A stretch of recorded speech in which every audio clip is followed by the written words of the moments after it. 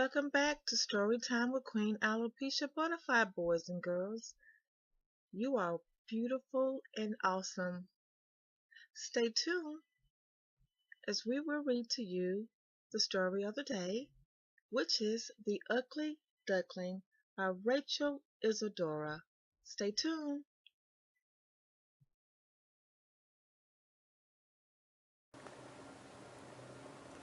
Hi kids, it's story time. Today we'll be reading The Ugly Duckling.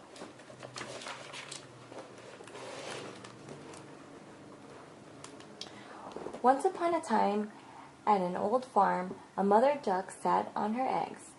One by one the shells began to crack, and out came 6 chirping ducklings.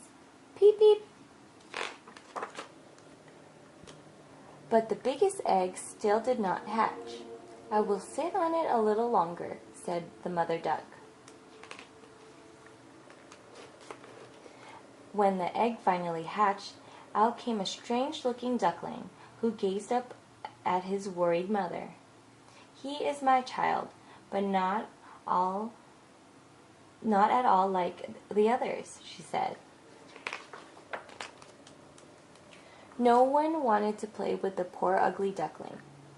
He was large and clumsy and so different from his brothers and sisters. All the animals on the farm laughed at him and teased him. At night, the ugly duckling would cry himself to sleep.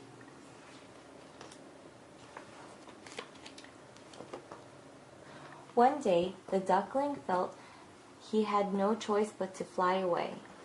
He came to a pond where some wild ducklings lived. Do you know where any ducklings with gray feathers like me? He asked. No, they all said. We don't know any ducklings as ugly as you. The duckling then came upon a pair of geese, who warned him not to stay at the pond. It's dangerous here. There are men and dogs hunting. Just then, pop, pop sounded in the air, and 2 geese fell from the sky. The frightening duckling tried to hide, but a large dog ran up to him. The dog's jaws were open, showing his sharp teeth. But just as suddenly, the dog went on his way without touching the ugly duckling. Oh, thought the ugly duckling, now I am thankful I am so ugly. Even a dog will not bite me.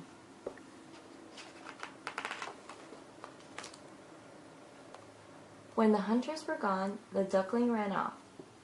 A storm was blowing, so he sneaked inside a hut. Here he found an old woman with her beloved cat and hen. What a prize, the woman said when she spotted the duckling. Now I shall have some duck eggs.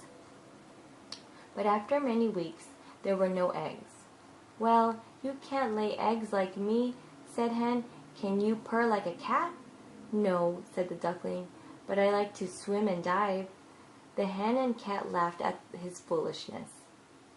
They don't understand me either, thought the duckling. I think I will go back out into the world, he told them. Yes, said Hen, do go. Back at the pond, the duckling would swim and dive each day. Still, no creatures would come near him. One fall evening, he saw a flock of the most beautiful birds.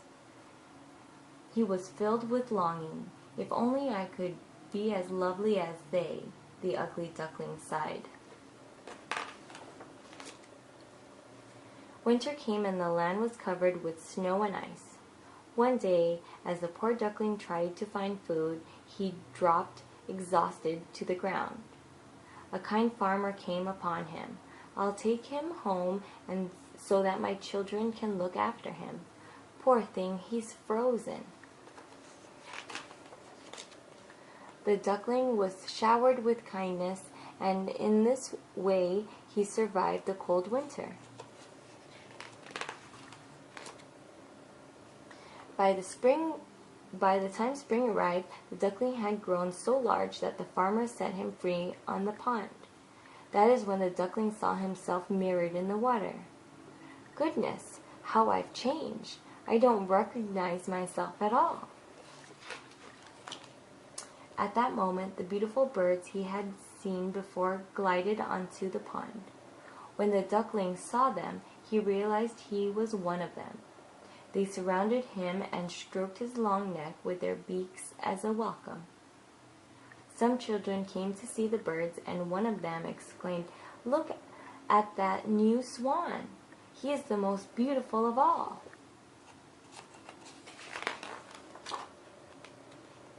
At first, the young swan was shy and could not believe his good fortune. "I never dreamed of such happiness as this when I was an ugly duckling," he said to himself. Then the young swan rustled his feathers, curved his long slender neck, and glided on the water onto the bright sunset. The end.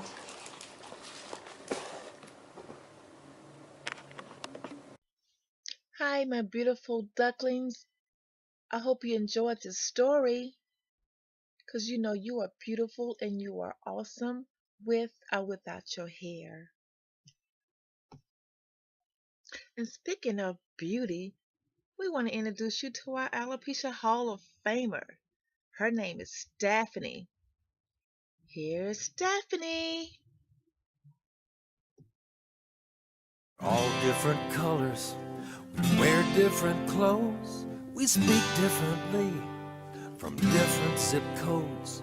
We're short, we're tall, we're fat, we're thin, we're square pegs in round holes, just trying to fit in. Everyone is different, it's really no big thing. It's the differences between us that make life interesting. Those little quirks that make us work are heaven sent. So give a little thanks that we're all different.